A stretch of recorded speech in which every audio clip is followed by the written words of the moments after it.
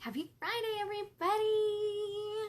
So don't mind me, I'm not my super glam self because we went four-wheeling with the kids today. That was the first time taking the kids four-wheeling ever. And we just walked in the door. My husband's wrangling them to bed. I was like, I gotta go, I gotta do some free coaching. So welcome. For those of you that are brand new, maybe you have no idea who I am.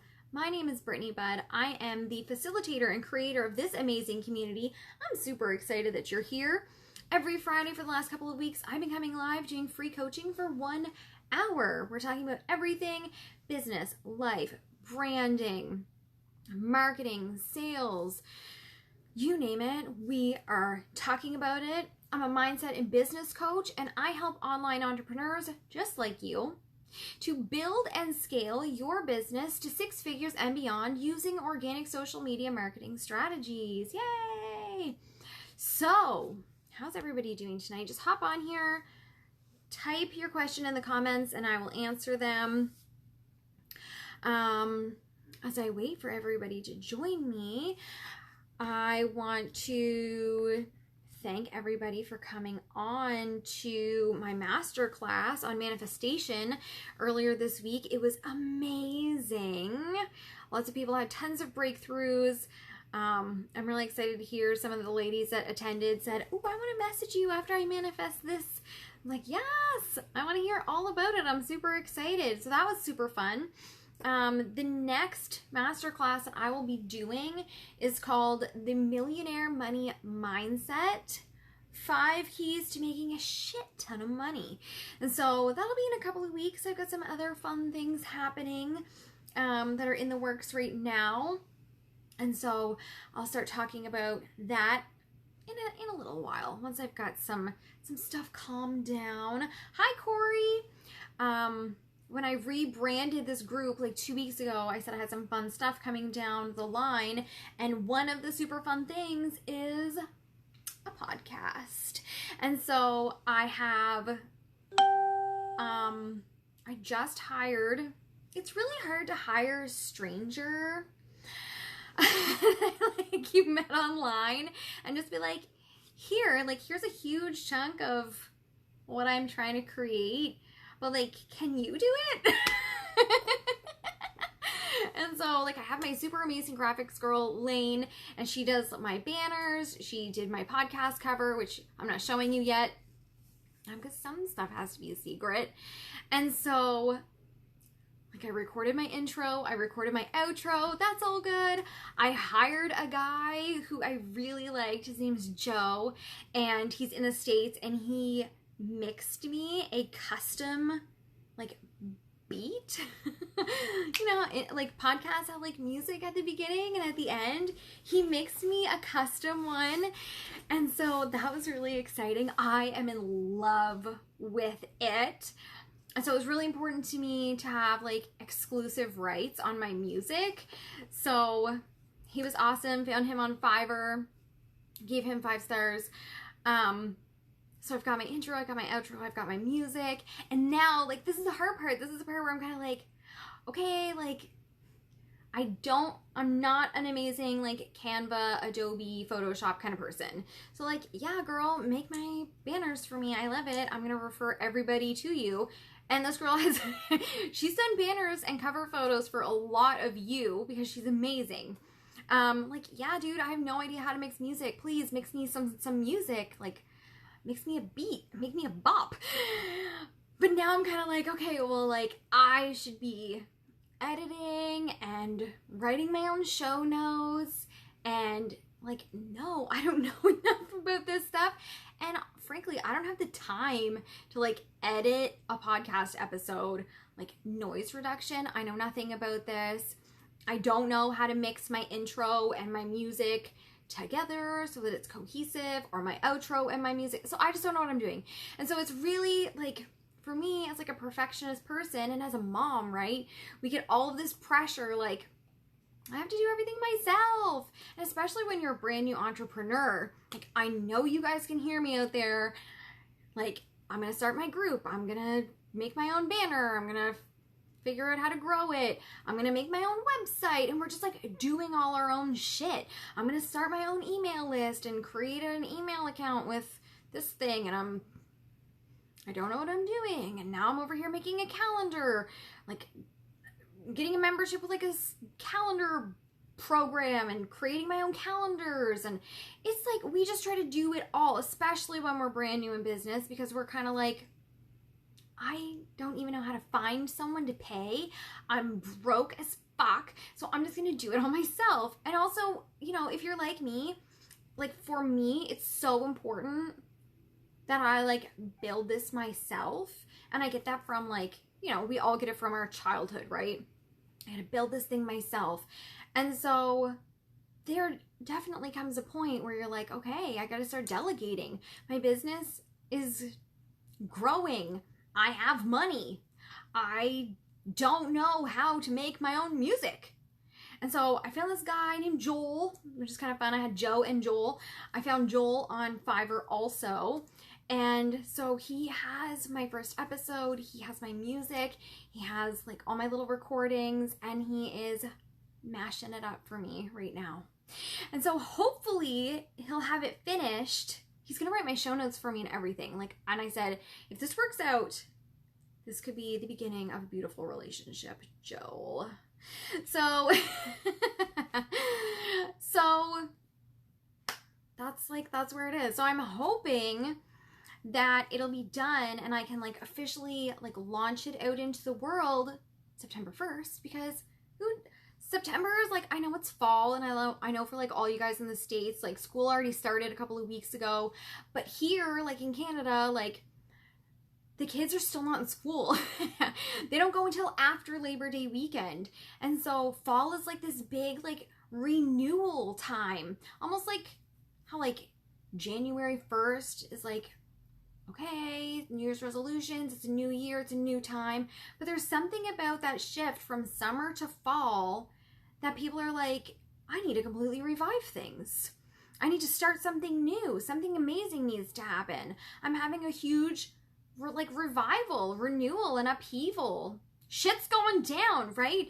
And so September 1st, fingers crossed that he's done in time. I'm not going to put any pressure because I have no idea what he's even doing. I'm sure he's very busy. But I'm hoping for September 1st launch for the podcast. So like, stay tuned for that. Also something kind of fun, I joined TikTok. You can join me there if you want. I'm not doing makeup videos. I'm not doing like weird shifty dancing that they're doing over there. They're like making weird faces and stuff. I'm bitching. I'm ranting, honestly. I'm ranting about money. So this is new. This started yesterday. My coach was like, you should go on TikTok. And I was like, are you on TikTok? And she was like, no. And I was like, if you're not on TikTok, why do I have to be on TikTok?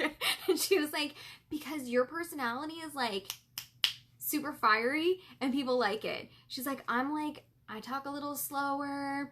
I'm just a little bit more laid back. But you can get on there and you can be like, bitches, go make some fucking money. Like, quit looking at other people for permission and go get your shit. And then you can just hop off and it'll like go viral. So, I'm on TikTok now. That's a new thing. But you don't have to come join me over there. Unless you want to. Okay, Jessica says, my number one tip for growing your group. My number one tip all boils down to the way people name their groups. And this is where most people like super fuck up. They get this all wrong. They want to put their names, they want to put their branding, they want to put their companies. Here's the thing. People are using Facebook, that little search bar, they are using it like it is Google. They are literally, I've never done this, but they are typing things in looking for an answer. Same way we use like YouTube or Pinterest, and we're like, recipes for chocolate chip banana bread. That was me the other day. Even though I have a bunch of them saved, I just always type it in and see what comes up. And so people are using Facebook that same way. They'll search things like entrepreneurs, making money, network marketing, direct selling, coaches. They'll do anything, but I'm talking about entrepreneurs right now. But like weight loss, water challenge, you can find anything. And then they're just searching for groups that have those keywords.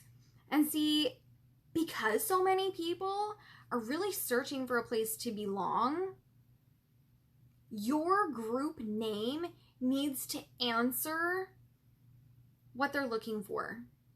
Oh, you're looking for a group for online entrepreneurs? Come on over. You belong here. And when people put their own name or VIPs or some type of branding or some type of like company name, it immediately turns people off.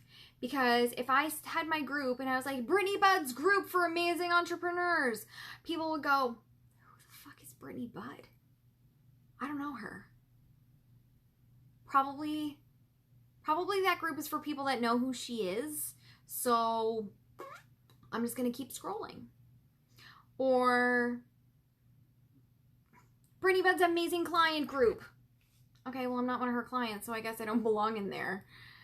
Or Brittany Budd's makeup party with Mary Kay. Don't know anything about Mary Kay. Don't know Brittany Budd. Don't really care about makeup. Guess I don't belong.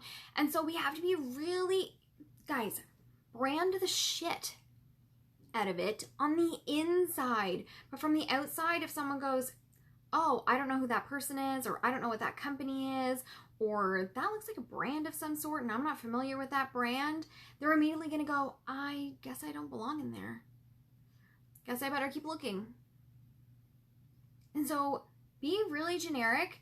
Think of words that your ideal audience would potentially be searching for and use that as the name. Your name does not have to be super snappy, catchy, sexy. It needs to attract people. Oh, this is my new group name, Babe to Boss. Oh, Babe to Boss. I'm trying to be a boss. I guess I could be a babe. Online entrepreneurs scaling to 6 and 7 figures. Bing, bing, bing. That sounds like a place I want to be. Previously, influence, income, and intuition for leaders, coaches, and entrepreneurs. I'm looking for income. I'm looking for influence. I'm looking for a place for coaches, leaders, and entrepreneurs. Ding, ding, ding. I guess I belong here. So name it well. And then once you've got engagement, if your engagement's high, Facebook will start recommending it for you. So just like how we get recommended friends or suggested friends, Facebook will start doing that for your group. But my number one tip, and I say this because everybody screws it up, is naming it properly. If you've got your name that's going to speak to somebody that's searching for you, it'll just start growing. Corey says, today I would love for you to talk a little bit more about the 7x77. What specifically do you want to know about? So the 7x77, I did not come up with this. I'm not taking credit for this. I don't know who came up with this, but this was part of my manifestation class. This was like a bonus activity that you could do. And it's called the 7x77. And so I did a lot of research about manifesting. And you can do 5x55. You can do 3x33. You can do, there's some even higher ones like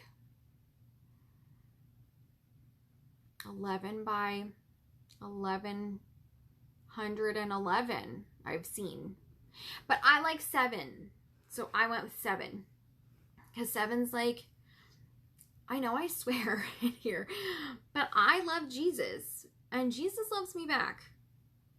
And for me, 7x77 is just like God numbers for me. And so that's why I was like, okay, people are doing this with all different kinds of numbers. I'm going to go with 7s because that just felt really good to me. So when you're manifesting, you guys, I'm not going to go into everything that was in the master class, but there's this exercise where for 7 days in a row, you write down something that you are trying to manifest, very short, sweet, to the point, 77 times per day.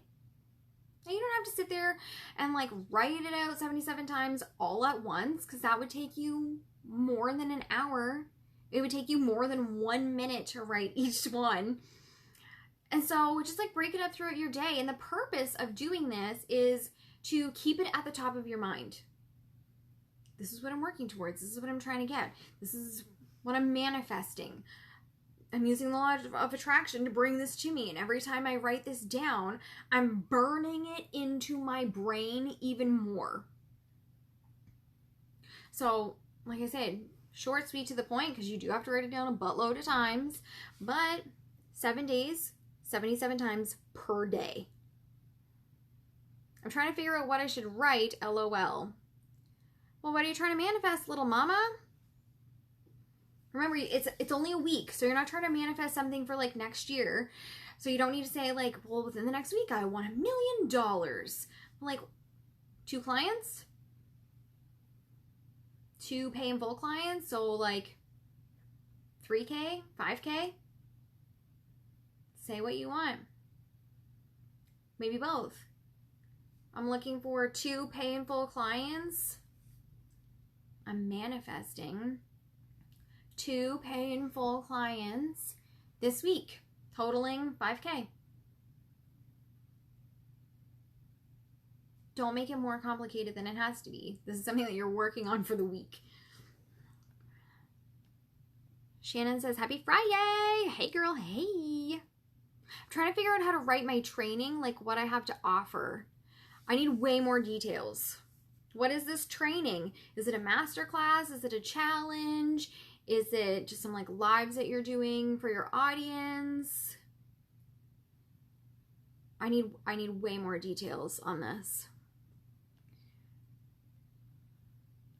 Corey says, I love it on IG. My TikTok videos that I'm like putting over in my IG stories. Ariel says, hey girl, did we just drop questions? You sure do. And I'm going to answer them for the next 40 minutes. I will answer all the questions that get dropped in the comments. Whatever you want to talk about, let's talk about it. Shannon says, that was for me. Thank you. B, go make some money. You don't need permission. You don't need permission. Ariel says, I can totally see you on TikTok. Oh, goodness. I was like, I just started laughing when she was like, get on TikTok. I was like, oh, fuck. But I'm in my 30s and everyone on TikTok is a teenager. But she was like, just do it and have fun. So I said, for 1 week, I will try it and just see what happens. So I'm a marketing strategist, Ariel says, and I want to solve all marketing issues, but I don't know how to set that boundary and not overwhelm them or me. So who's your ideal audience? I feel like I do need more information on what it is that you're really asking me. Is this with your copy? Because if you're talking about like all marketing, it can get a little muddy and a little overwhelming and a little confusing for yourself and your audience. Or are you talking like with your actual clients that you're struggling with this?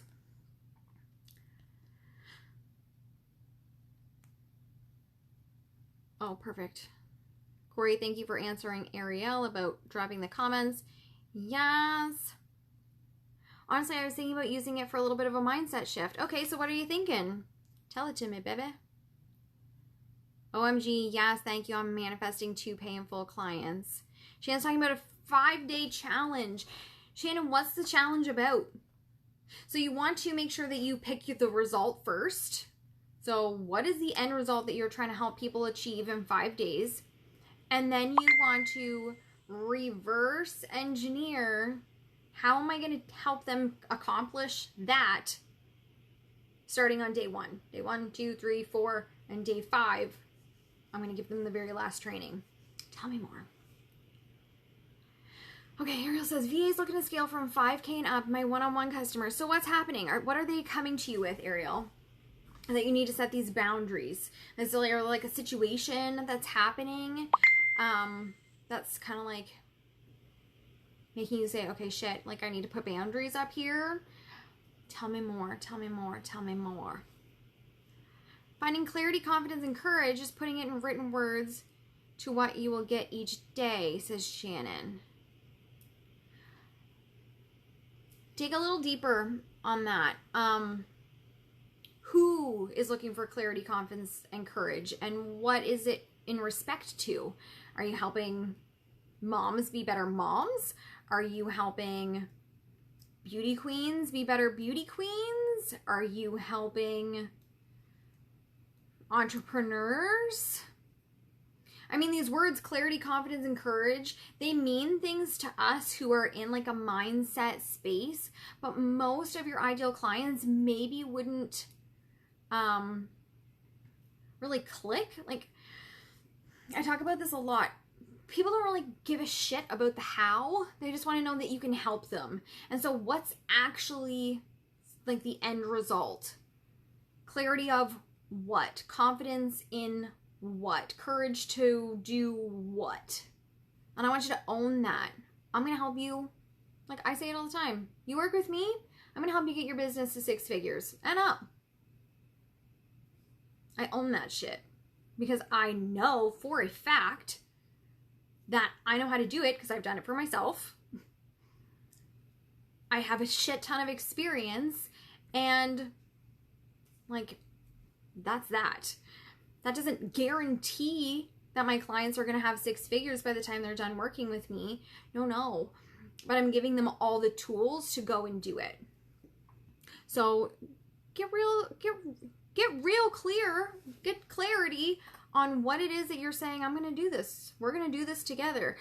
Corey is one of my clients, and she's putting on a 5-day challenge, and she's going to be teaching people how to, she's a real estate agent coach. She's going to be teaching people how to get leads as real estate agents. So she trains real estate agents to be really amazing at their jobs. She's got like 18 years experience. This girl knows her shit. And at one point, or at multiple points, she has gotten over 100 leads with this 5-day system. Like, she had all the things in place. She put this one thing out there and had over 100 leads. That doesn't mean that everyone that does her challenge is going to get 100 leads, but she's still calling that shit 100 leads in 5 days. But she's giving them the tools.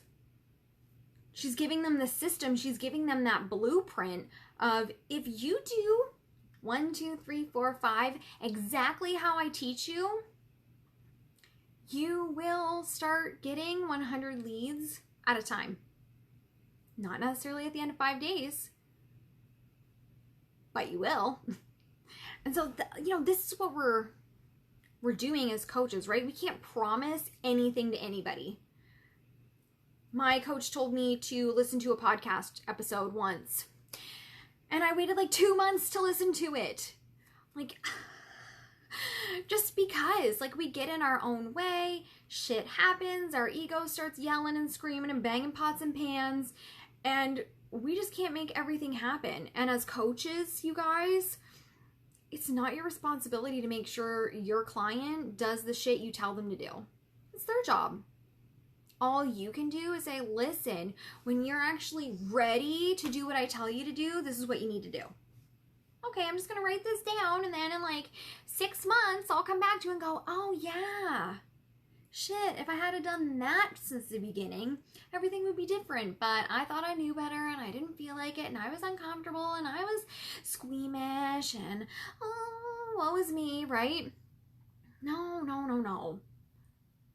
I can help you if you want my help, but I can't promise you anything. You have to take the help and run with it, right? So own it. Today, Corey says, I was asked what to do for new agents, so I wrote it out a little and then wrote a post about it, and then I got scared. I think I'm scared of failing. I know better, though. Here's the thing. So my coach, she has an 11,000 person group. She's closing it. And I was like, what are you doing in your group? It's so big and it's so amazing. But she's shifting.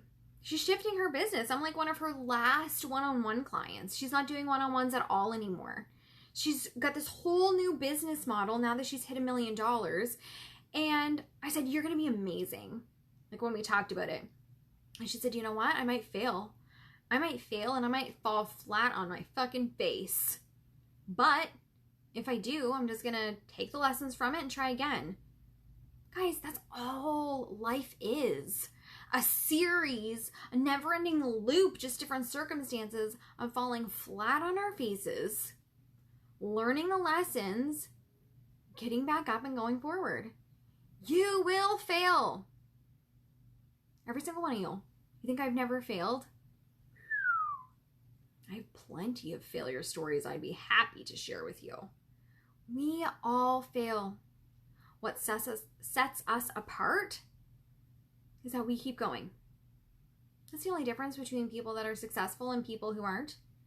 The people who are successful, we fail at the same points, but the successful people get back up.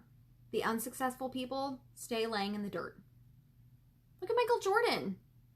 He was not picked for his high school basketball team because he blew chunks. He was terrible. They were like, you are so bad at basketball. You cannot be on the team. Like, not even as like a substitute. Like, no. And he cried. Poor Michael Jordan. And then he went home and he started practicing and practicing and practicing. Every freaking day, this boy would practice. Now he's one of the most famous basketball players ever to live. You will fail. You're supposed to. Because if you didn't, then you wouldn't resonate with another human being on the planet. Allow yourself space to fail. Allow yourself the opportunity to fuck up. Because in those moments when you failed, those moments you super fell on your face, you are now better equipped than anybody else to move forward. Ooh, I got lessons. That sucked, but I got lessons and I know what I'm going to do this time. Failing is just part of it. Instead of just calling it failing, look at it as an opportunity for learning and growth. Ariel says, so my last one-on-one client I had them start layering their marketing efforts. We started with just showing up on their established platforms. I helped them to define their message, be more consistent, types of content, etc. But then I wanted them to add email marketing, Pinterest, and networking. However, they only work part-time, so they couldn't handle everything I asked them to do. I told them I could help them increase their leads and customers, but they'd ask, like, where are we with what you promised? And I'm like, you've been gone for 2 weeks and we're still on step 2 out of 5. I feel like, okay, next time someone says, where are we on what you said? You need to say, you tell me where we are. It's not your responsibility. You didn't promise them shit, I hope. You owned what you can do for them, but they have to do it themselves. That's like, there's a weight loss chick around and she's like, I'm going to help you lose 30 pounds in 30 days without diets, shakes, pills, exercise. And I'm like, sweet. However, if I lost 30 pounds, I would probably be in a hospital because that's too much for me. Or some people are like, 30 pounds, that's amazing. That's just her gimmick. That's just her tagline. That's just her claim to fame. People that are super overweight would lose way more. People like me, like I'm 5 feet tall. I'm a small human. I would not lose 30 pounds in 30 days because I don't have 30 pounds to lose. I'd like to lose 20. But you know what I'm saying? Like, we can't promise things to people. This is what I know I can show you how to do. You need to do it yourself. Don't let people put it on you. That's just a bad client. The boundaries are definitely blurred. The lines are blurred there. You need to have a frank conversation. It's going to be uncomfortable. They might get pissed off. But you need to remind them that they hired you as a consultant on their business, and you are just saying, here's what's broken and here's how you can fix it. It's up to you to repair the brokenness and move forward. Not up to me as the hired on consultant, coach, whatever you're calling yourself. It's up to them. They need to own their business and their actions. You need to remind them of that. And you need to remind yourself, all of you, we are not responsible for someone else's actions. They need to take it upon themselves. Where he says, okay, now that we're talking about my challenge, sorry, I just put it right out there for you. I'm using leading lead pages to make my landing page and have MailChimp send the responses. Yeah, that's not gonna work. I don't think you can have two different mailing systems working for you. Like, you need the email sequence is an automation that has to have a triggering marker for it in order to email. And so you've got a landing page over here. That landing page is not triggering your MailChimp automations. So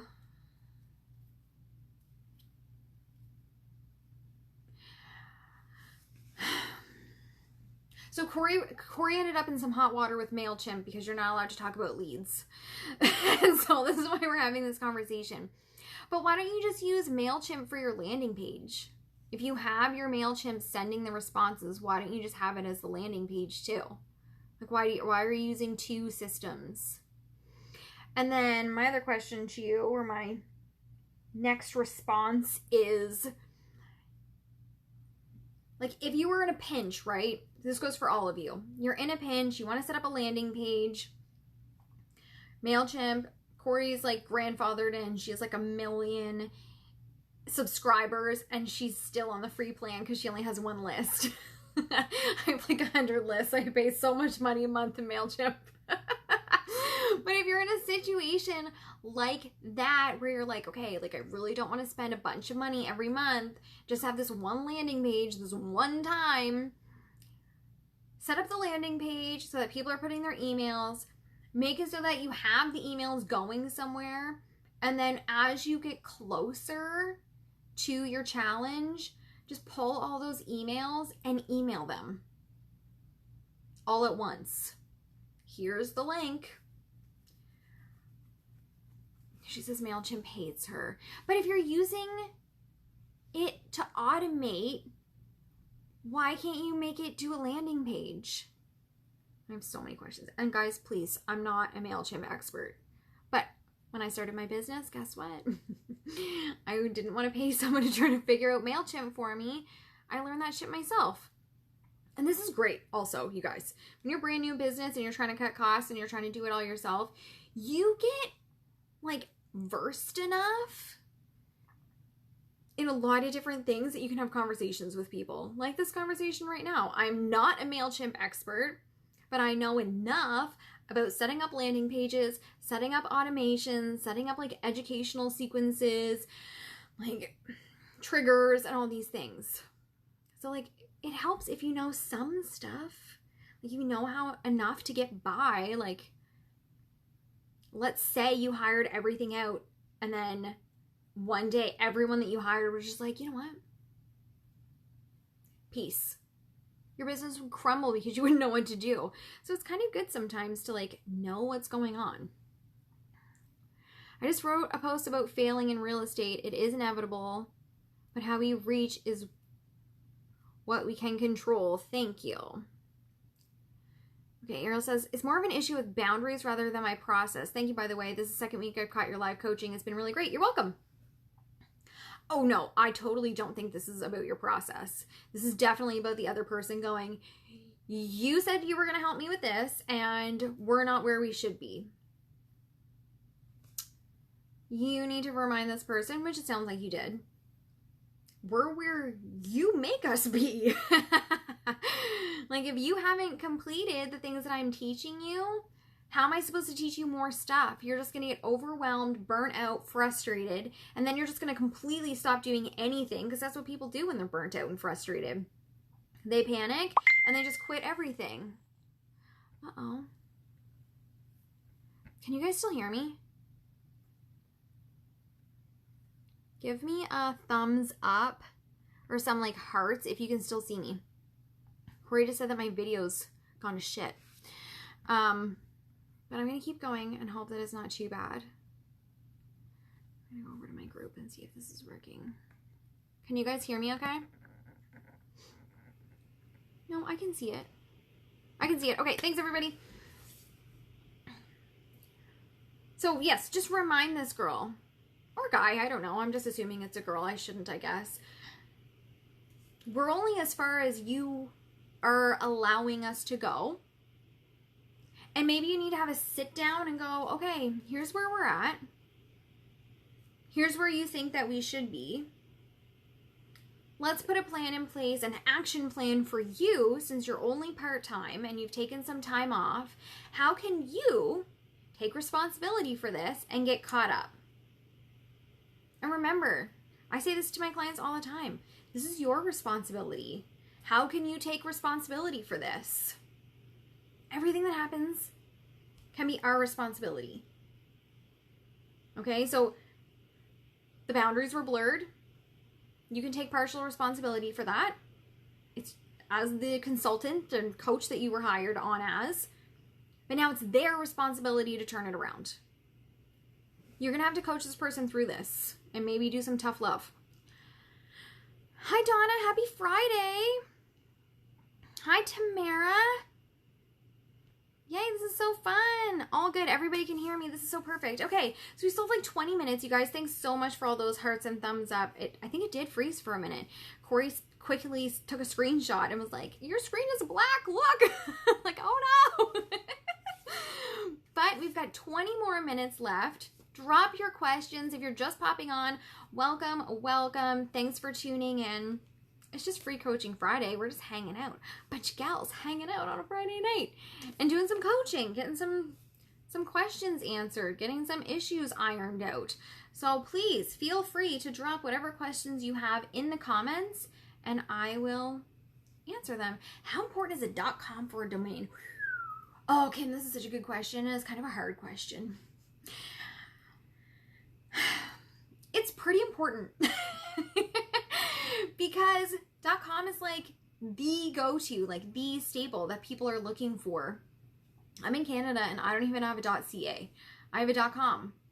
How married are you to your website link? Can we tweak it a little bit?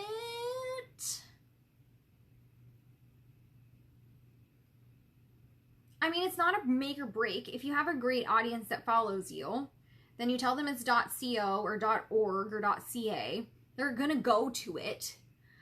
But if when you're scaling and, you know, people are just like Googling random shit because you're so famous now, they're going to think that the .com is you. And if it's not you, then they're going to be like, what? So I'm curious. How do you feel about it? Like, do you feel like you have to have the .com? Here's the thing, and I say this to you guys all the time. Kim, what's your business? Everything we do in life is an experiment. Not just in business, in life. We try new foods to see if we like them. We meet new people and we hang out with them and we experiment to see if we like them or not. We try different techniques of sleep schedules with our kids and feeding schedules and baby-led weaning, and we go to school and we like some subjects, but we try them and sometimes we hate them.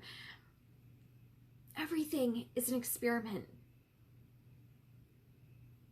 Everything in business is an experiment. There's no real right or wrong answers. There's what feels good. I mean, there's definitely right or wrong things to do, like in marketing and in copy and like branding. But overall, something like a .com or a .co or a .org or a .ca, it's not going to be the deciding factor of whether or not you make 6 figures. Oh, well, that Kim, she didn't have a .com, so no 6 figures for her. That's not going to happen. You're a spiritual medium and therapist. And you were looking to just do like kimconway.com. What about like kimberlyconway.com? See, we just did this with another girl in this group. She's looking for teresataylor.com and it's not available. And so I said, she was like, do I do It's Teresa or Hello Teresa? So I said, why don't you just do teresataylorcoaching.com? And that's what I have on like a lot of my social media. It's Brittany Budd Coaching. So maybe something like that. So Kim Conway and Kimberly Conway are both taken? Or you just wanted one of them? Becca says, hi Brittany, I've been following you for a while. Yay, I'm so excited to have you on. And then she says so, but it dropped off. Do you have a question for me, Becca? Corey says, I love hanging out with you. I love hanging out with you too. Donna says, what advice would you give someone in direct sales if they're spending too much time on non-income producing activities? Like what? There are things in our lives. Oh, you're not Kimberly. Sorry, Kim. Okay, so it's just Kim Conway. Donna, give me 1 second. Okay, so you want Kim Conway. What about like a middle initial? Or like Kim Conway, spiritual medium. What's your dot options? If you can't do the .com, what are the alternatives? Is it an org? Is it a CA? Is it a co? Like I said, ultimately, it's whatever you want it to be. People are going to go anywhere. Jonna, okay. There are things in life that are like non-negotiables. You have to do them. So like non-income producing activities include doing laundry, making dinner, washing the dishes, sweeping, vacuuming, mopping, changing the beds.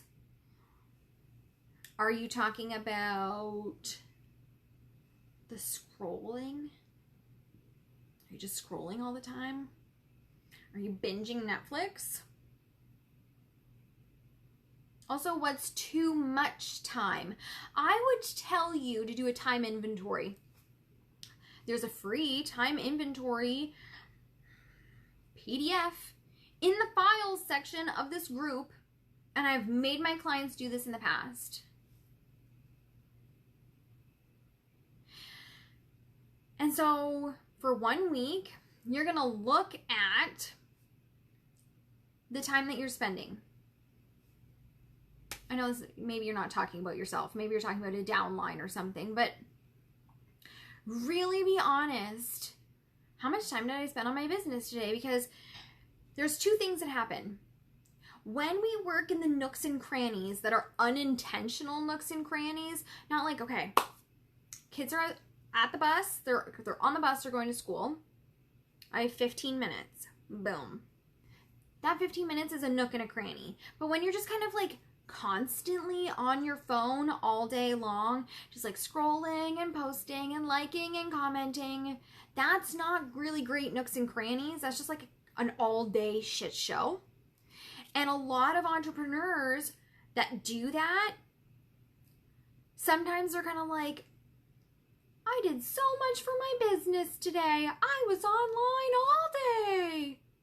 But really they like accomplished nothing because they're just scrolling and liking and watching videos. Or the flip side of that, which maybe the exact same amount of time went in, they go, I was on my phone all day today and I accomplished fuck all. And that's usually closer to the truth. But we're kind of like, sometimes we feel like we did a whole lot because maybe we talked to like 2 people. Sometimes we feel like we didn't do anything, but maybe we did more than we thought we did. And so I'm always like, keep track. You were on your phone for 20 minutes. You got in the bath, you got on your phone. But what did you do? Were you scrolling or were you writing content and putting out sales copy? Were you having conversations in your DMs or were you looking at like pictures of cute cats? What were you doing? You're allowed downtime. I'm a big believer that if you're really intentional, and I teach this to my clients, if you're really intentional about your time, you can grow your business to 6 figures in 1 to 2 hours a day. And that includes having conversations with people. That includes physically writing the content before posting it. Honestly, it's maybe even too much.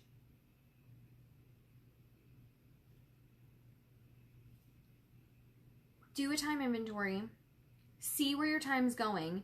You also have to give yourself white space. So if you're like a time blocker, where's mine? I used to be a big time color blocker, but now I'm just kind of like, ugh, color blocking takes time and I don't have time for color blocking. But like, here, where am I? August. I like this Erin Condren planner, and I know that there's been some like COVID problems with her. She's been some scandals since COVID, but I do like the planner, and I'm not just ditching this planner because of some scandals. So this is my planner. I like the lemons, and this is how I like to have it. So every day it's blocked into hours. It's important for your brain to see white space. You know, I had a friend that was like, I colored my white space pink. And I was like, oh, okay. But then, do you know what happened? Her brain was like, oh shit, that's not blank, that's a color. And so now I have anxiety. And she found that it did not serve her well in her life, in her marriage, for her kids, or in her business, because there was never really a spot that was empty.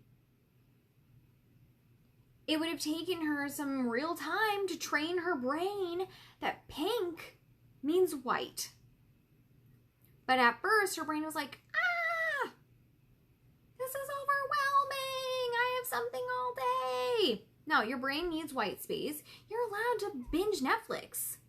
You're allowed to scroll. You're allowed to watch fucking TikTok videos and go down a huge rabbit hole. You're allowed to go on Instagram. You're allowed to do whatever the hell you want. But the point is, you have to be really intentional with your time. I'm a big chunk person. Hardly anybody on this planet can just like block 1 to 2 hours in their day of uninterrupted time. That's not a thing. That just doesn't happen.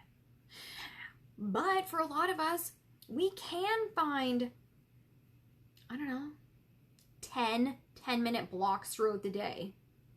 Okay, supper is in the oven. The kids are over here doing this. I'm going to spend 10 minutes and message a couple of people. Set a timer.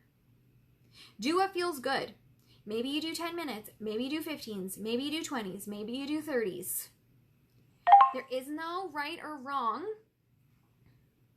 It's what feels good for you and fits into your life. And then set a timer if you have to. For those few minutes, you're really intentional about what you're doing. I say to my clients all the time, if you're doing reach outs, you're in direct selling, you're doing reach outs, turn off your notifications and only do the reach outs. Then on your next block, maybe you respond. Because here's what happens. People will go, okay, I'm going to do reach outs. And then they do like 2 reach outs, and then the first person responds, and now they're just having a conversation, and that like 20-minute block for reach outs accomplished 2 people. No, you got reach out time, respond time. Don't look at your notifications. You're head down, laser focused on what the task at hand is. Don't get caught up in, oh, well, now I'm in a comment fight with somebody over some shit. Like, No, I don't have time for that. No, I'm not responding to you, even though you're right at your phone and I just answered, or I just messaged you and you responded immediately. I'm not responding back because I'm focused on this right now. Just be really intentional with your time. It doesn't have to take more. KimConwaySpiritualMedium.com is what I'm considering. I'm wondering if it's too long. Thank you. You are awesome. Then you also write Kim Conway Spiritual. Oh, yeah. I don't think it's too long. Tell me what you want to do. Do you think it's too long? Like, this is in your heart and in your guts. That's going to tell you what to do here. Becca says, so I have a blog and a product line. I'm looking to take the blog to the next level. I want to start making full-time income. Hold on. See more. Plus, full-time income plus from the blog. What are some surefire ways to take the blog to the next level? The best ways to market it or just get it out there, build an email list. I'm a noob. I'm actually not sure what I'm asking. Listing while putting the baby to bed. I hope this makes sense. Okay. So in order to just like, are you looking to like monetize your blog? Because that's like a whole thing. I've never monetized my blog. My blog has really just been a placeholder for me because someday I'd really like to write a book about the loss of our daughter from last year. But I know if you want to monetize your blog, there's all kinds of different like rules depending on who's hosting your blog. Like WordPress hosts mine, and I know I need to have X amount of followers before I can turn on ads. So these are some things. So when you monetize, it's just, so like I said, it's turning on ads. And so like you see it, you go on these recipe blogs and there's like 6,000 pop-ups. The chick that's running that recipe blog is getting paid to allow Ford to put, or like goodfood.com or like Chef's Plate or DoorDash. They're paying her to use part of her blog space as a billboard for their ads. So you're going to need to do some research on who's hosting your website and what the requirements are to turn your ads on. But like, what else? Like, what's the long term here? Because having like a shit ton of ads on your blog, that can make you some money, but you can only make so much because there's only so much room on your blog before your article is just like this little thing surrounded by ads and pop-ups. So like, what's the real dream here? Donna says, I'll track my time and share it with my team. Thank you. I want to lead by example. Totally. Corey says, I booked another call today. Woohoo! Good job, girl. I'm super excited for you. When is it? We'll talk all about it as we always do.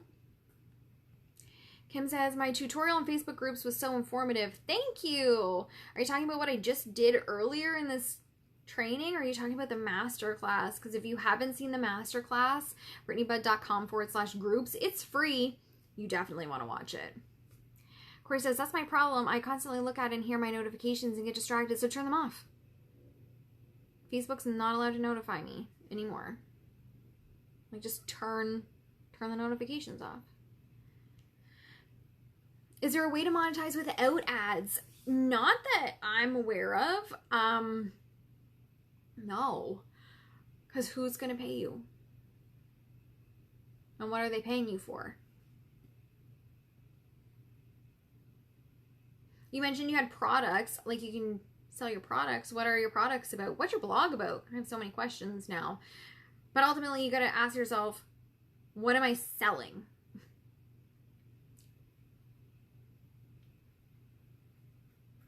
Like most blogs, it's just free to go and look at a recipe or baby sleep schedule or homeschooling schedule. But the people are making money from the ads that are running down the sides and popping up in the corners. Corey says Tuesday. Her husband Carlo says I'm the fastest responder out there and I need to cut it out. You do. You need to set way better boundaries and like business hours. This goes for all of you. Your doctor is only open when they're open. Your doctor is a super professional person, and you're not bent out of shape if you call and your doctor's closed. You're just kind of like, oh shit, they're closed. You are a professional fucking person. You should have business hours. And if someone reaches out to you and you don't respond right away, they should be okay in thinking, oh, okay, she's busy. Whatever. She'll get back to me when she has time. And they're not going to think you're unprofessional. Honestly, if every time I called my doctor, he answered, I would be like, how come you have so much free time? Don't you have other patients? Just me? No. That's weird. Why aren't you busier? And it would make you sketched out. Your doctor's not like this. Your vet's not like this. Your dentist isn't like this. The grocery store, well, some of them are open 24 hours, but some grocery stores close and no one thinks, well, that's unprofessional. They're just kind of like, okay. You need to have these same rules in place for yourself. Okay, Becca says, lifestyle and motherhood, my products are all natural, body and house. Are these your own products or are they a direct selling company?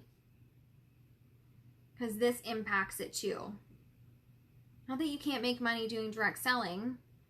But again, you're going to ask yourself, what am I selling? Like a blog is just free. It's free to consume blogs. So like you're not going to find anyone to pay you just to read your blogs. But you can get people to pay you for your products. You make them. That's amazing.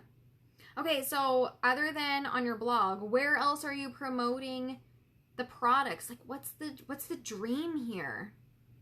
To like get into stores, you have an Etsy shop,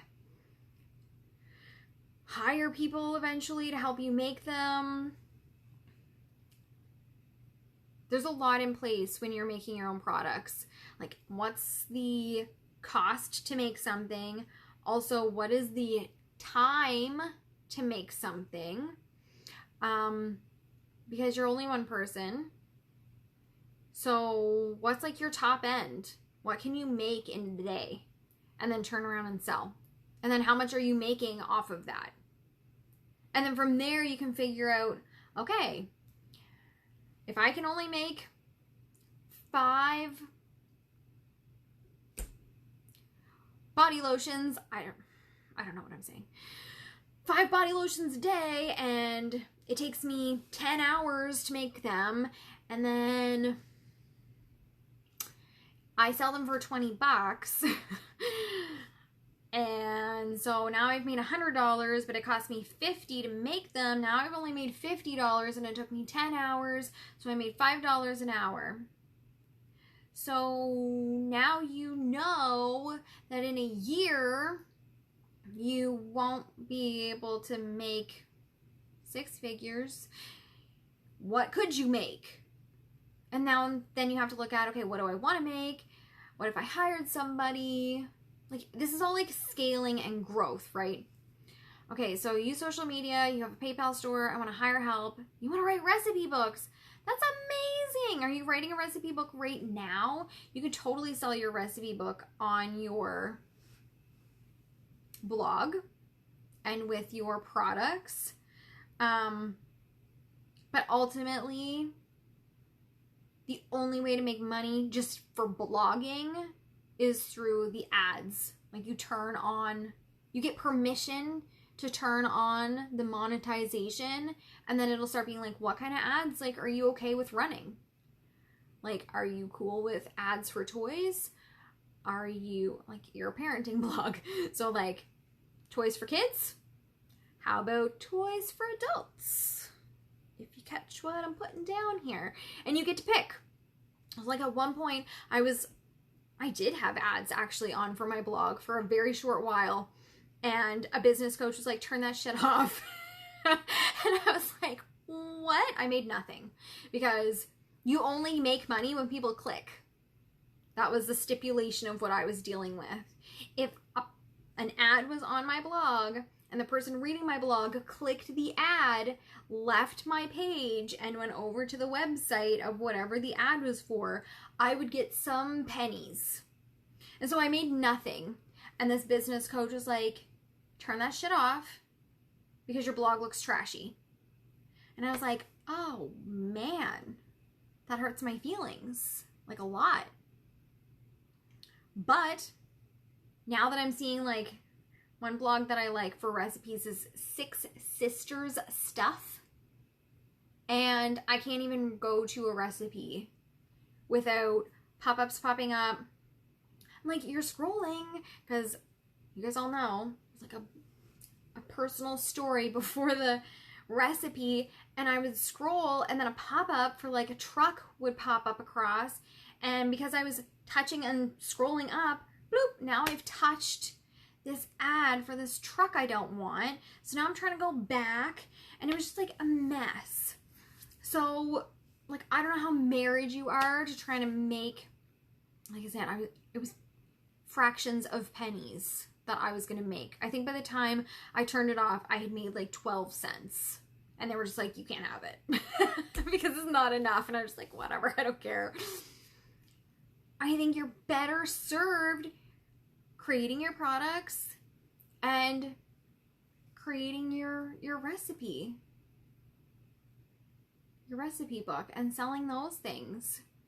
And then from there, like, maybe you decide, you know, if you're blogging, like I said earlier, my blog, nobody fucking reads my blog.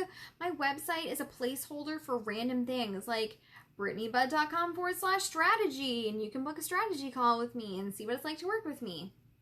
But, like, the actual content of my blog is some old inspirational stuff, and then stories about how I've been feeling since my daughter died. And I'm using those so that I have a chronological recap when I decide to write a book. Maybe you want to write a book based off of your blog someday. There are lots of ways to scale and kind of grow and take off. Like, I hate to say Rachel Hollis, but you could be the next Rachel Hollis, maybe. I hate to say Rachel Hollis just because of all the scandal lately. It makes me be like, meh. But there's other amazing people. Jen Hatmaker. I love Jen Hatmaker. Like, there's so many places you could go. But with respect to monetizing, I think products and recipe book is a really great place to start. Keep putting out your blog and, like, promoting it and getting people. Maybe like a teaser of your recipe book as a freebie. This is just like off the top of my head. Maybe you have a freebie already in your mind, but I would be like, depending on how long your recipe book, I'd be like, maybe like a top 3 or top 5, or maybe just like one really delicious fucking recipe that you love, and be like, here's my freebie for this delicious recipe that everybody's gonna love.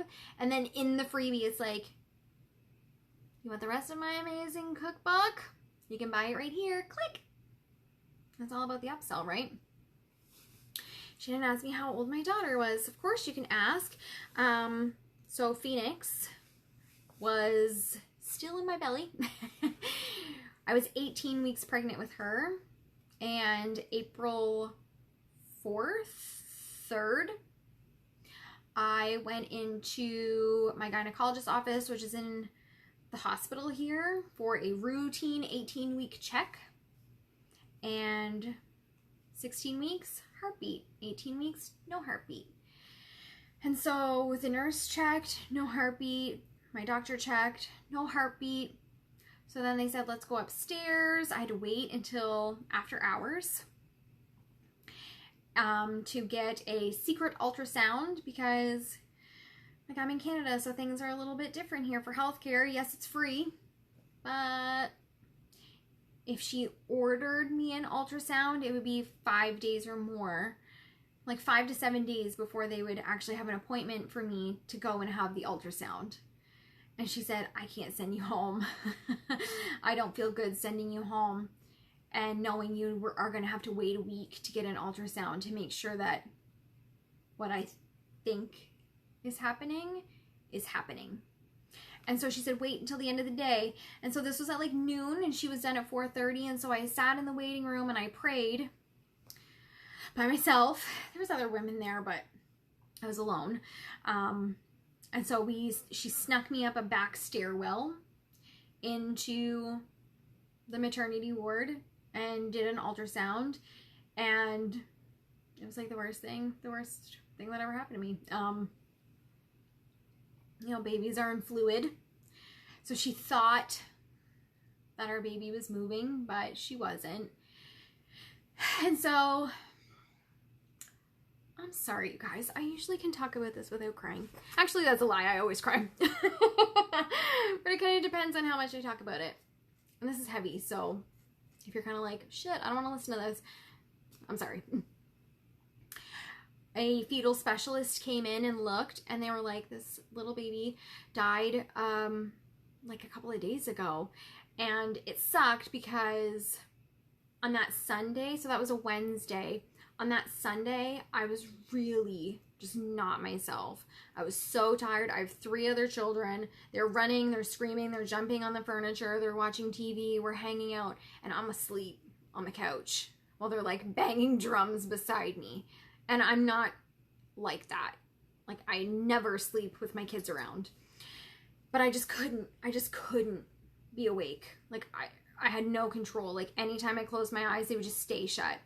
And so I'm 100% sure that that was my body reacting to her dying. And so, I said, she died a little while ago. We can tell because the placenta is calcified. It's calcifying. And her skin is decomposing. And so we still didn't know if it was a girl or a boy. And so I got admitted, and then I got induced, and I had to deliver her. And so I delivered her on the 4th, and we still didn't know. Poor little thing. She was right in that in-between genital phase where it was kind of like, is that a penis or is that a clitoris? Are those balls or is that labia? And you guys, I know this is too much. They ask you the most fucked up questions. Like, I'm laying there, I call my husband. I was like, is my mom still babysitting the kids? He had just gotten home from work, and he said yes. And I said, you have to tell her to stay, and you have to come because our baby died. And then I called my dad, and I was like, my mom can't, because my mom never has her cell phone. I was like, Mom's gonna be late because I have to deliver our baby today. And so it took hours, and it was the most excruciating pain because they don't give you anything for it. So they induce you. You go into full-blown labor because I was so far along. But all they were giving me was morphine that wasn't working. And so I delivered her. She was almost 7 inches long. She was like 6 inches and 3/4. And she was like 3 ounces. She was real small. But they ask you stuff like, do you want a funeral? Do you want to hold it? Do you want to have an autopsy done? Do you want it to be baptized? And you're just like, I don't fucking know what I want to do. I don't know anything that's happening right now. And so I delivered her, and I was like, okay, she came out, and I don't want to see her right now. So, and I said to my husband, don't look. Because I was so violently ill from all the morphine that they were pushing. First they were giving me pills, and then they started pushing it into my body, like needles in my arms. They're giving me Gravol because I won't stop throwing up because the drugs are way too hard on my stomach, like I'm a weakling. They're giving me shots of Gravol also through needles in my body. And the doctors are coming, and they put pills on their fingertips with jelly, and they shove them up inside you every couple of hours to induce you and make sure that everything comes out. So it's like so painful. And so I was like, I threw up and out she came, and I was like, don't look, go get a nurse or something. And so they took her and they cleaned her and they brought her back. I couldn't hold her. It was too weird. And so we requested an autopsy because I've never, like, lots of people have miscarriages. It's super common, which is why I don't mind talking about it, even though I'm like tearing up, because like statistically they say 1 in 4, but the doctor that was on the floor said really it's like 1 in 2. But people just don't talk about it, and a lot of women lose really early, and so it doesn't get reported properly. And so the autopsy came back like 9 months later. It takes forever. And they said it was a girl. So we named her Phoenix because we didn't know if it was a boy or a girl. So we're like, oh, okay, well, what's a gender neutral name that we can name this baby? And so that was, like I said, I delivered her April 4th, 2019. And so all that to say, I do want to write a book about it someday because it's so not talked about. Like, it's a very hush-hush thing. And, you know, I had a friend of mine, she's older than me, she could be my mom, and she reached out to me and said, I had a miscarriage and nobody knows. No one's ever known. Like, you're the only person now that knows. And so we just don't, it's just not talked about. And so anyway, the autopsy came back that she was perfectly healthy, which is like way worse. Like, I'm just gonna say it. It's worse. Tell me something's wrong. Tell me that her heart was weak. Tell me that the umbilical cord was messed up. Tell me that she had like a chromosomal issue. Tell me something was wrong with her so that I can have closure. But to tell me that she was perfectly healthy and I was perfectly healthy and she just died for the sake of it, no, that's hard. And so some like really personal stuff about me, I have been diagnosed with unexplained infertility ever since. I'm sure it has a lot to do with, like, I have PTSD. I saw a grief counselor after a couple of months, and she said, you have PTSD. Which, how do you not? And so I've really worked through that. I feel like I've really overcome the PTSD. Like, I don't feel it the way I used to feel it. I've had multiple procedures done to figure out why we are struggling to suddenly get pregnant. Like, that was my 4th pregnancy. 3 of my children are in this house sleeping right now. She was the only one to pass away, and I've never struggled to get pregnant before. Like, less than a year and I would be pregnant. So I've had procedures done and everything comes back perfect. I've had blood work done, everything comes back perfect. I made my husband get some stuff done and he came back perfect. And so it's just kind of like, what's happening?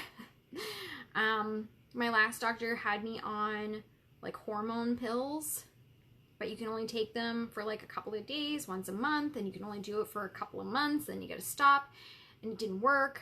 And so now I'm seeing this new naturopathic doctor who's like making me these like tinctures of brown bottles with herbs, and she has like an apothecary in the back of her office, and she makes me these weird potions that taste like crap. And she's like changed my diet, and she gives me acupuncture, and she hooks up my acupuncture to like an electronic machine and electrocutes me. And so I've been doing that for like a month now. So we'll see. We'll just see. So that's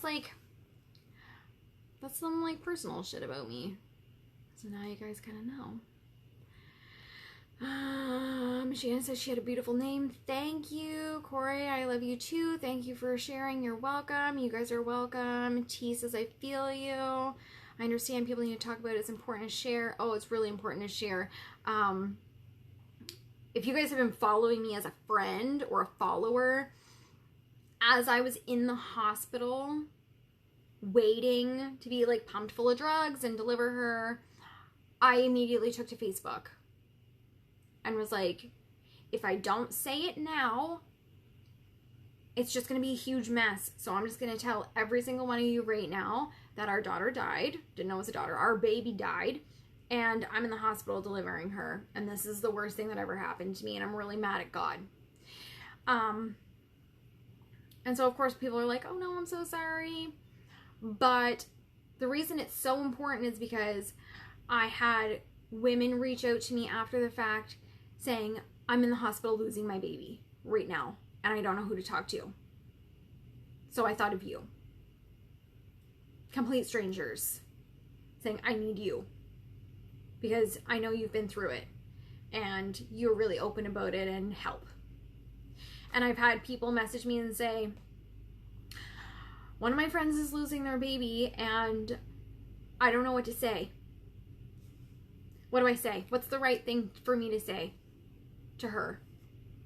Like, what did you wish people said to you?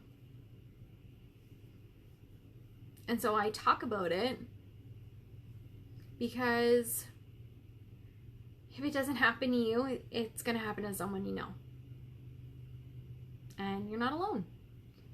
Like, you are welcomed into the shittiest club in the world. But it's one that there's like a bond. Like an immediate bond. When you meet another mom that lost a baby. Denise says, I've had 3 miscarriages. Oh, Denise, my heart. And I have 3 children. So 1 in 2 is true for me, and it's very painful. I'm so sorry. Man, this free coaching really took a turn, you guys. Corey says, I've been there. I had to have a DNC. Oh, man, that sucks. I'm sorry you've had to go through this. Thank you. No, okay, I know I'm crying here, but I'm not sorry. Because in our darkest times, right, that's when we have the opportunity to be like, this super fucking sucks. When I come into my sales copy and I say, look, you want me as a coach because I've been through hell. I've stood in hell. And then I've walked out. Even though I'm crying, I really have walked out. But this is the shit that I'm talking about. I've been through my own personal hell here on this planet, surrounded by my family. I've looked at the devil in the eyes, okay? And so that makes me a really fucking awesome coach.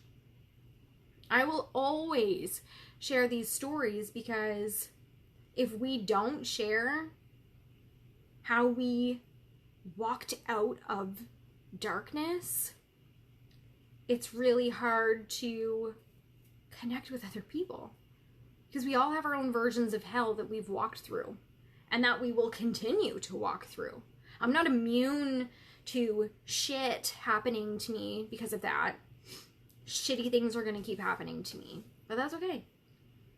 I'm going to be strong for myself. I'm going to be strong for my family, and I'm going to be strong for all the other women out there that need me. And that's what we're called to. Thank you for your honesty and openness. I'm happy to. My first was stillborn and you didn't get an autopsy. That's okay. Not everybody gets them. I really wanted it. But that lots of people don't. They said anything under 20 weeks, it's really hard to do an autopsy because they're so small and soft. It's like the best word I can think of. So they said you probably won't even get any results. Like, they probably can't even do it. But it's okay. There's, as with anything, right? There's no right or wrong answers. It's just what feels good for you. Jan says, I'm sending prayers for both of you. Healing and strength as you move through the season. Thank you. Corey, oh, I love a hug. I love hugging. Shannon says, it happened to my sister-in-law. She was 9 months, had to deliver and go through all of it.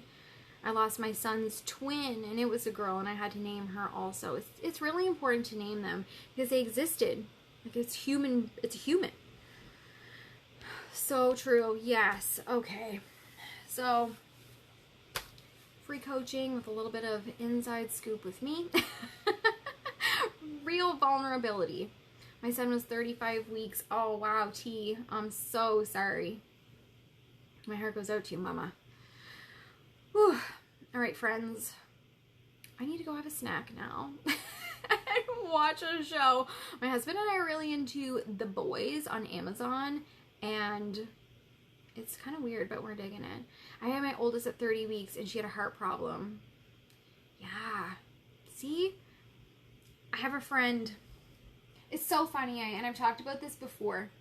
If we all put our shit into a big pile, like all of us, we're just like, let's get together, girls, and we're gonna put all of our problems, all of our shitty situations in a big pile, and then we're just gonna like go to the pile and pick out what we want, because you can't leave with no shit and no problems. You have to leave with the same number of shit and problems, but you get to pick which ones you want. You would walk up to that pile and go, I'm already coping with my own problems and my own shit. I'm just gonna take it back. Like, bring it back over. I'm just gonna leave with my own shit. I have a friend who, right around the same time that we lost our daughter, her son... Oh, don't worry, Shannon. I always have a snack after coaching because I'm just like, I'm always on this like super high. I just like need to eat. I need to have a little snack. Also, I'm a terrible eater. Like, supper's my breakfast and then I don't eat again. Her little guy was diagnosed with Williams syndrome. And so she fought and advocated for him because she knew something was wrong with him, and the doctors were like, he's fine. And she was like, he's not fine. And so finally, she did her own research and realized he has Williams syndrome. And she was like, test him for this. And they were like, he doesn't have that. And she was like, yes, he does. Test him. And he does have it. And so right at the same time that we lost our daughter, she found out that he had Williams syndrome, and he will need 24/7 care for the rest of his life. And I said to my husband, I'm looking at her going, oh, fuck, that sucks. Man, poor her. Poor her husband. Poor her 2 kids. That's heavy stuff for them to deal with. And I said, but you know what? She's probably looking at her husband going, oh my goodness, look at poor Brittany and John. That fucking sucks. And so she's the perfect mom to have that little dude. And he's amazing. And for whatever reason, I was the perfect mom to lose my daughter at 18 weeks. And it sucks. But I don't think that her and I would trade places. Right? We would take our own shit back. Even though it sucks. But we all have shit. I have a friend whose 2-year-old daughter drowned in a pool last week. And I'm looking at my 2-year-old daughter going, nope. I don't want to trade shit with you. And you maybe don't want to trade shit with me either, because you've got 2 years with your daughter. And so we take our own shit back. Okay, so I need to go have a snack. I need to go watch an episode of The Boys with my husband. And then I need to go to bed. Because this turned into something else, didn't it, friends? All right, you guys, have an amazing night. Maybe learning this about me makes you want to work with me more.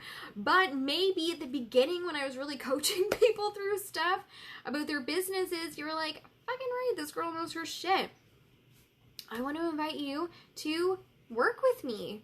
I'm opening up more spots for one-on-one clients because, like I said earlier, September is like a weird time where people just want to like have a huge like revival, renewal, upheaval of what's going on in their lives. They want to start something totally new. And so if you've been kind of sitting back on your business and you're just like, it's summer and the COVID and the kids are home and work's weird and everything's crazy, but now we're kind of trying to get back into a flow. Maybe you're thinking now's the time that I go all in on my business, I get this shit done. Here's the thing.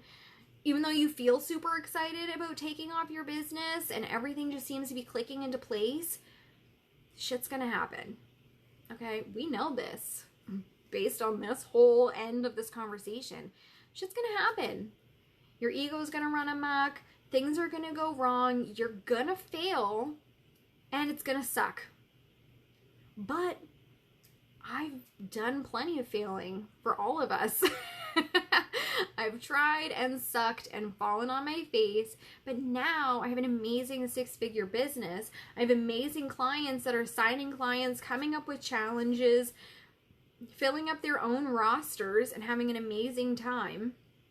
And I can very quickly identify why things are not working in your business and really what's stopping you and standing in the way of you and the income that you really want in your business. And so book a free call with me, brittanybutt.com/strategy.